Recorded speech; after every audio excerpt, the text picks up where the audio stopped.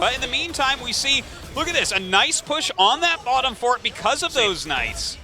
Yeah, we see Condemn there on used by Johanna. Johanna it's so difficult to kill. It's going to take a while for this camp to actually be recaptured. Now, take a look. Johanna's getting low, but they're going to be able to get the Dragon Knight possibly in the center, and they do! They do indeed. That is their third Dragon Knight before 10 minutes. A nice body block there on Johanna, but MRR doesn't care because this third Dragon Knight probably going to go ahead and get them this top fort. That was a perfect trade there to just sack Johanna and allow for this push to come up here because there's no way top fort can be kept alive. Nice job there with Vala with the heroic. And this is going to allow, for them to take this on even further. MVP Sky now with Vala gone. Not much they can do. It's a 4v4, now a 4v5. Well, MRR doing a great job staying together right now as they get more powerful, making sure that they have all the power in their fights. It looks like they're going after Muradin right now, taking a lot of damage right now. He is going to go ahead and jump out for the time being, but they have to back up. They don't have Vala right now.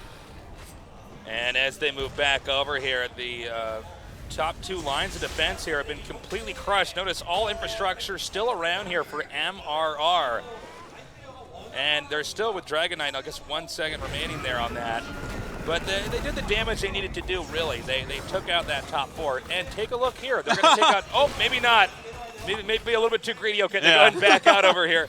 Nice try, just in case you're out of position. Sylvanas definitely could have taken down the rest of the health on that fort. She's the one to do it if you're going to do it. Absolutely. But they go ahead and take the siege giant camp down here at the bottom right. And I think they might all gather up and actually do another push down here at the bottom. It's still level 15 to level 14, so level 16 not far away.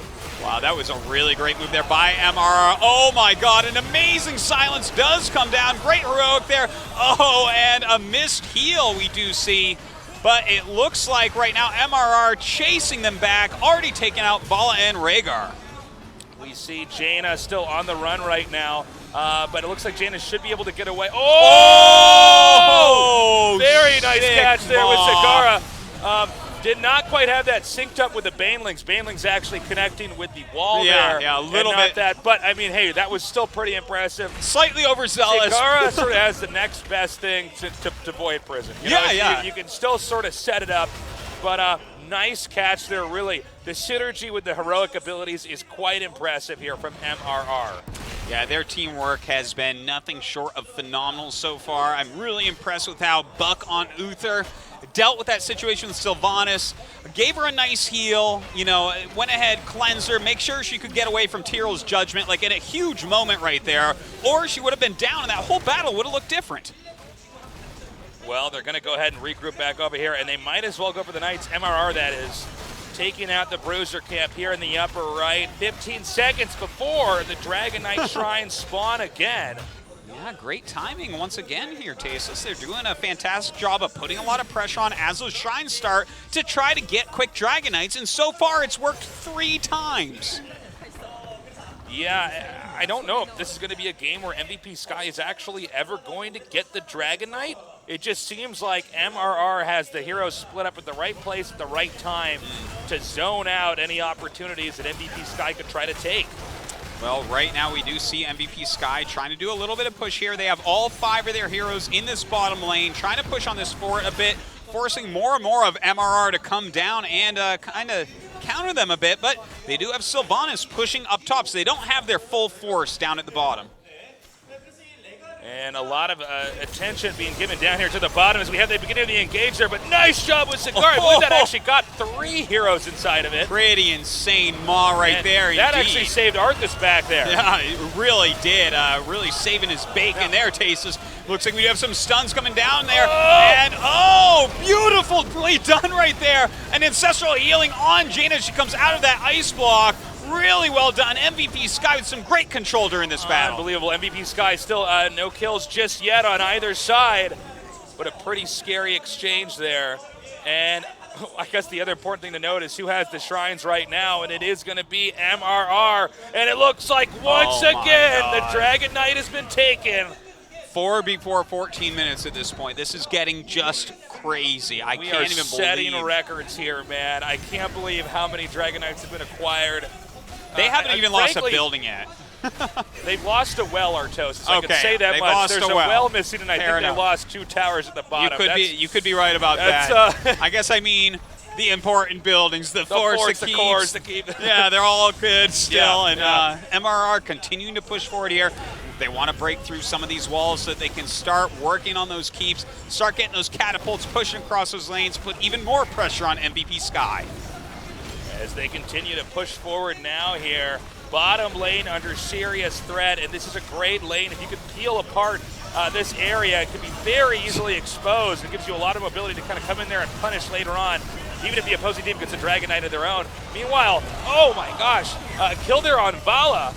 Oh, man. And it looks like actually Murden might be in trouble. Okay, Zagar does this. Let's see if she Maw. syncs up the Banelings correctly this time. And she there totally it does! is. And just everyone going down. In fact, this could be game possibly. They're going to get through a keep, but I think they can actually take it. might. Let's see here, because it's they have enough mana and health, I think, Rhaegar Tasteless. and Jaina, and with the soonest to be unlocked out of death here is about 18 seconds. That's Vala. Yeah, that's going to be game here. There's no way that MRR can be stopped. This means that game number 1 should be going. Yes, it will be going to MRR in a very convincing lead. GG!